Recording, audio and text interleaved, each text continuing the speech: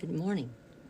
This is Lady Janice, and it is Sunday, and I prefer to worship on the Sabbath, which is a Saturday, but that's okay. We're going to be here this morning, and I'm going to look at the last week of the King, a remnant understanding, written in the voice of one awakened and standing in resurrection power. I hope that's you. Who am I in this? Who are you in this? Before we go a single step further, let me establish something. The church has largely forgotten, and Satan has worked overtime to keep it buried. I'm not a spectator in this story. I am in it, and so are you. John 17:21, Jesus prayed that they all may be one, as thou, Father, art in me, and I in thee, that they also may be one in us. Okay? All I can say is, John 14:12 says, Verily, verily, I say unto you, he that believeth as thou, Father, art in me, and I in thee. John 14:12 says, Verily, verily. That's important when he says, Verily, verily, I say unto you, he that believeth in me, the works that I do, shall he do also, and greater works than these shall he do, because I go to my Father. Greater works, not equal, greater, he said. That alone should shake every pew in the building you're sitting in, calling itself a church. Jesus said it, and most ministers just read past it as if it was fine print. It's not fine print, it's the entire point. I carry resurrection power in me. The same Spirit that raised Christ from the dead lives in me, Romans 8:11. The Father owns it all. Satan is a poacher. He's a squatter, a defeated foe operating on borrowed time, and the church is ignorant to that fact. The change is now. You know, the title deed to the earth. Who's got it? Well, Jesus came to take it back. In the beginning, God gave Adam dominion, not partial dominion, total dominion. Genesis 1:28, and God blessed them, and God said unto them, Be fruitful, multiply, and replenish the earth, and subdue it, and have dominion over the fish, the sea, over the fowl of the air, and over every living thing that moveth on the earth. The Hebrew word here is rada, to rule, to reign, to tread down. Adam held the title deed, this earth, as a steward under God. Then Adam handed it to Satan through disobedience in the garden, which is what we call the fall. Not just a moral failure, a legal transfer of authority. Do you understand this is courtroom document? This is why Satan could say to Jesus in Luke 4:6, and the devil said unto him, All this power I'll give to you, and the glory of them, for that is delivered unto me, and whomsoever I will give it. Delivered, past tense, a legal handover. Satan wasn't lying. He had it. Jesus didn't argue the point, because the whole reason Jesus came to take it back through legal, redemptive process. A lot of people do not read the book of Enoch, which the Ethiopian Bible, the oldest complex canon in existence, has 81 books preserved in full, and which Jude, in the King James Version, takes note in Jude 1:14 through 15, gives us the deeper picture of the fallen watchers, the Nephilim, the layered corruption of the earth systems, political, financial, spiritual. This was not mythology. This was a war over dominion. And when Jesus died on the cross, and we're in that resurrection season now, he didn't just pay for sins. In the Aramaic understanding, the language he spoke, he phrased it this way. The cross was the redemptive price for the title deed. Colossians 2:14-15 says, He took the certificate of debt, the legal claim against us, nailed it to the cross, then disarmed the rulers and authorities and made a public spectacle of them. Hey, baby, that's court language, legal language, kingdom language. The church preaches a personal gospel and stops there. That's only half of the good news, half of the gospel. The full gospel is the gospel of the kingdom, and I'm a kingdom woman, and I'd like for you to be a kingdom man.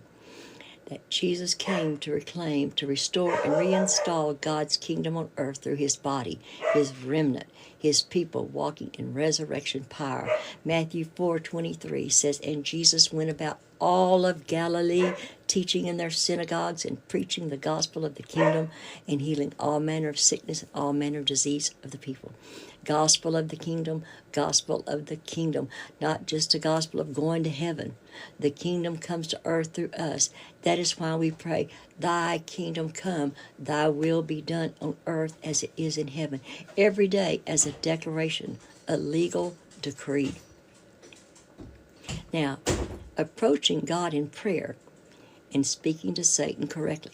Most people don't understand how to do that. Most believers pray like beggars. Oh, God, I need. Oh, God, I want. Oh, stop it. You've got to approach him as a son or daughter of the king, how they would approach their father.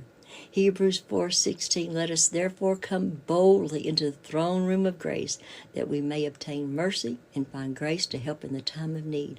Boldly, that is a Greek word called parrhesia, freedom of speech, confidence, openly without restraint. You come to the Father as a child. Come to a parent, not crawling, not apologizing for existence. Bold, direct, expectant. In Aramaic prayer tradition, the tradition Jesus himself used, a prayer that was not petition to a distant deity. The opening of what we call the Lord's Prayer in Aramaic is abwum, which translate not just as our Father in heaven, but carries the meaning, O breathing life of all, Father, Mother of the cosmos, you from whom the vibration of life continues to radiate. This is intimate, relational, connected. The Father's not far. He is the source of your next breath. So how should you approach in prayer? Well, first, come in identity. You're not a sinner begging. You're a redeemed child, co-heir with Christ. Romans 8:17. Come as who you are. And if you're not born again, you can't do this. But if you're born again, you come as a child, a redeemed child to the King of all. And then second, come with the word. Speak it back. Isaiah 55:11 says, so shall my words be that goeth forth from my mouth. It shall not return unto me void, but it shall accomplish that which I please, and it shall prosper in the thing where I send it to. God's word is a legal instrument. Use it as such. Quit begging. Third, come with thanksgiving. Oh, God, I thank you. Thanksgiving as a central entry point. Psalm 104 says, enter into his gates with thanksgiving and into his courts with praise. Thanksgiving is the door. Praise is the courtyard. Then petitions come after you have entered. The fourth, decree and declare. Job 22:28 says, thou shalt also decree a thing, and it shall be established unto thee, and the light shall shine upon thy ways. A decree is a sovereign declaration. You're a king and you're a priest. Revelation 1:6. Kings decree. They don't just wish. Now, concerning speaking back to Satan, back to the heart of the matter, you do not pray to Satan. You do not beg him to leave. You command him. This is not arrogance. This is legal authority operating through the name of Jesus. He gave us that name to operate. Power of attorney. Luke 10:19, behold, I give unto you power to tread upon serpents, scorpions, and over all the power of the enemy. Nothing shall by any means hurt you. Authority is given, past tense. You simply exercise it, my sweet people. Mark 11:17, and these signs shall follow them that believe. In my name they shall cast out devils. In my name. That's a legal instrument. The name above every name. Philippians 2:9-10. When you speak to the enemy, you say it once with authority in the name. You do not negotiate. You do not have a long conversation with darkness. You command, you bind, you loose. Matthew 18:18 says, whatsoever you shall bind on earth shall be bound in heaven, and whatsoever you loose on earth shall be loosed in heaven. Binding and loosing is a legal language, court language. You're operating in the courts of heaven as an officer of the kingdom. Satan is a poacher on the Father's land. He has no rights here. The title deed has been reclaimed, and every time you walk in authority, you're enforcing an already won victory. Hallelujah. And the last week of Jesus, the events in the language he spoke, what most ministers miss, on Sunday, the triumphal entry. Jesus entered into Jerusalem riding on a donkey's colt. Every rabbi, every Pharisee, every Torah scholar in the city knew exactly what that meant. This was not a humble entry. This was a royal proclamation. Zechariah 9:9, written approximately 500 years before this moment of his entrance into Jerusalem. The crowd laid down palm branches, which is Jewish understanding was a symbol of national liberation and victory, the same symbol used when the Maccabees reclaimed Jerusalem. They shouted, Hosanna, Hosanna, from the Hebrew Hoshah, meaning save now, deliver now. This was not a gentle worship song. This was a political and spiritual declaration. The deliverer has arrived. In Aramaic, what Jesus spoke, the cry would have been Hosanna, a great cry of urgent salvation directed at the one whose authority to grant it. Most ministers miss. The Pharisees told Jesus to silence the crowd, Luke 19:40, and he answered and said unto them, I tell you that if I do tell them to hold their peace, even the rocks, the stones, would cry out immediately. And the Greek word for cry out is krazo, the same word used for desperate cries of the demonized. Even creation itself is under compulsion to declare the King. Romans 8:19 says creation is groaning, waiting for the sons of God to be restored. This connects. The stones know what the church has forgotten. That's pretty bad. I can't stand when somebody says they're dumber than rocks. The rocks were pretty smart.